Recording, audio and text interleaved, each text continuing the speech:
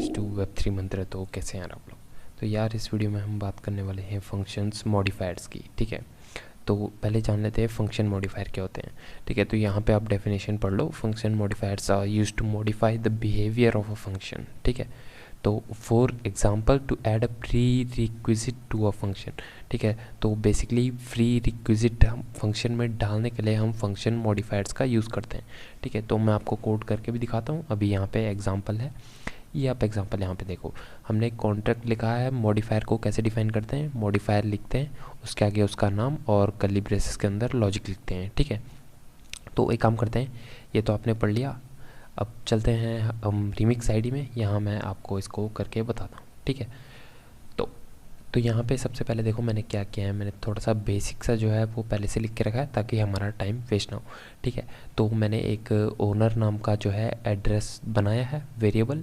ठीक है, उसके अंदर मैंने यहाँ पे कॉन्ट्रैक्ट के अंदर मैंने कंस्ट्रक्टर फंक्शन दिया है। और कंस्ट्रक्टर फंक्शन में मैं क्या कर रहा हूँ, ओनर इज इक्वल टू कर दे रहा हूँ mst.sender। मतलब इस वेरिएबल में ओनर में जो इस कॉन्ट्रैक्ट को डिप्लॉय करेगा उसका एड्रेस सेट कर देगा ये फंक्शन। ठीक है, तो अगर आप समझे नहीं हो तो मैं आपको इसे डिप्लॉय करके दिखाता हूँ। वैसे आपको समझ आ जाना चाहिए, पुरानी वीडियोस में ये सब हमने देख लिया था। ठीक है, तो यहाँ पे देखो मैंने बेसिक सा कॉन्ट्रैक्ट बना लिया है। अब मैं अगर मैंने डिप्लॉय किया है, मैं ओनर पे क्लिक करता हूँ तो मुझे मेरा एड्रेस मिल जाएगा जिसके थ्रू मैंने इसे डिप्लॉय किया है। ठीक है, 5B से लेके, ठीक है, ये वाला एड्रेस मुझे मिल गया है। तो ये मैंने बेसिक सा लिखा है। अब मैं आपको मॉडिफायर बताता हूँ यार, मॉडिफायर क्या काम करते हैं हमारे लिए। ठीक है, तो सबसे पहले मॉडिफायर डिफाइन करने के लिए आपको लिखना पड़ेगा मॉडिफायर कीवर्ड। ठीक है, उसके बाद मॉडिफायर का नाम। तो मान लो मैं लिखता हूँ ओनली ओनर। ठीक है, अब इसके अंदर आपको लॉजिक लिखना पड़ता है यार, जो आप अपने फंक्शन में प्री रिक्विजिट चाहते हैं। जैसे कि हमारा एक फंक्शन है, ठीक है, हम चाहते हैं उस फंक्शन को खाली उस फंक्शन में हम कुछ कंडीशन लगाए जो कि एरर हैंडलिंग हमने रिक्वायर में देखी है। रिक्वायर पुरानी वीडियो में देखी है मैंने, रिक्वायर हमने यूज़ किया। ठीक है, बेसिकली फंक्शन मॉडिफायर में आप कुछ भी लॉजिक लिख सकते हैं, लेकिन मैं अभी रिक्वायर का यूज़ करने वाला हूँ आपको समझाने के लिए। ठीक है, तो मैं रिक्वायर दे देता हूँ यहाँ पे। जो mst.sender होगा वो हमारा होना चाहिए ओनर के इक्वल, यानी कि ओनर पे आपको पता है जिसने डिप्लॉय किया है उसका एड्रेस आ जाएगा। अब देखो इसको क्या करते हैं, मॉडिफायर को ना आप डायरेक्टली क्लोज नहीं करेंगे, यहाँ पे आप इसे एक अंडरस्कोर देंगे। ठीक है, इसके बाद जितना आपने लॉजिक लिखना है उसके बाद एक अंडरस्कोर देना है और फिर कोलन से आपको बंद कर देना उसे। ठीक है, तो अभी देखो आप सक्सेसफुली कंपाइल हो चुका है। इसका मतलब हमने मॉडिफायर सक्सेसफुली डिफाइन कर दिया है।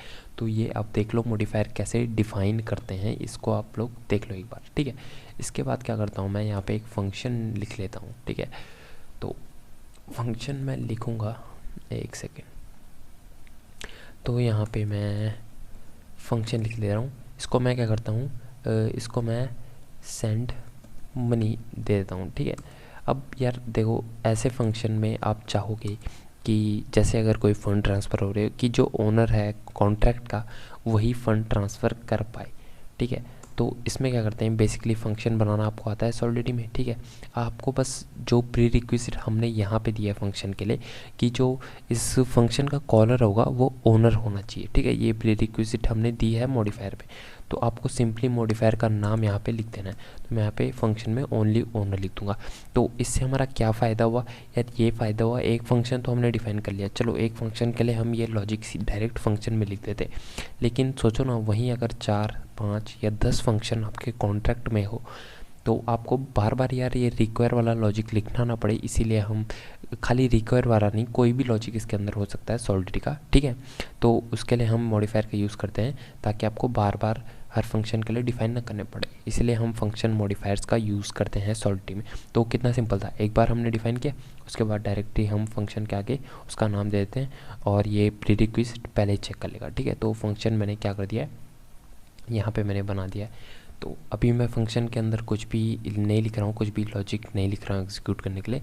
अभी मैं सिंपली आपको मॉडिफायर समझा रहा हूँ। ठीक है, तो मैं अब कॉन्ट्रैक्ट को करता हूँ डिप्लॉय और पुराने इंस्टेंस को डिलीट करके अब आपको क्या करता हूँ मैं, यार मुझे डिप्लॉय करना पड़ेगा दोबारा से।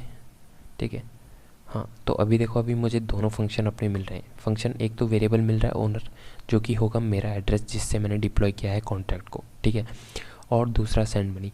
अगर मैं अभी देखो, अगर मैं सेंड मनी में क्लिक करता हूँ तो यहाँ पे देखो लॉग्स में देखो जो ट्रांजैक्शन है सक्सेसफुली हो चुकी है, क्योंकि जो ओनर है ना, ओनर यही एड्रेस है मेरा और मैं इसी एड्रेस के थ्रू ये फंक्शन कॉल कर रहा हूँ, इसलिए सक्सेसफुल हो रहा है।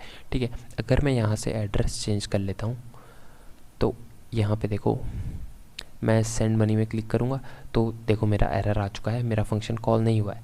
ठीक है, तो यही काम था यार फंक्शंस मॉडिफायर्स का, ताकि आप एक बार कोई लॉजिक लिख लो फंक्शंस के लिए और जितने भी फंक्शन को आप में सेम लॉजिक डालना है, जितने भी फंक्शंस में, उसके आगे सीधा मॉडिफायर का नाम लिख दो फंक्शन के आगे और आपका एग्जैक्टली सेम काम करेगा।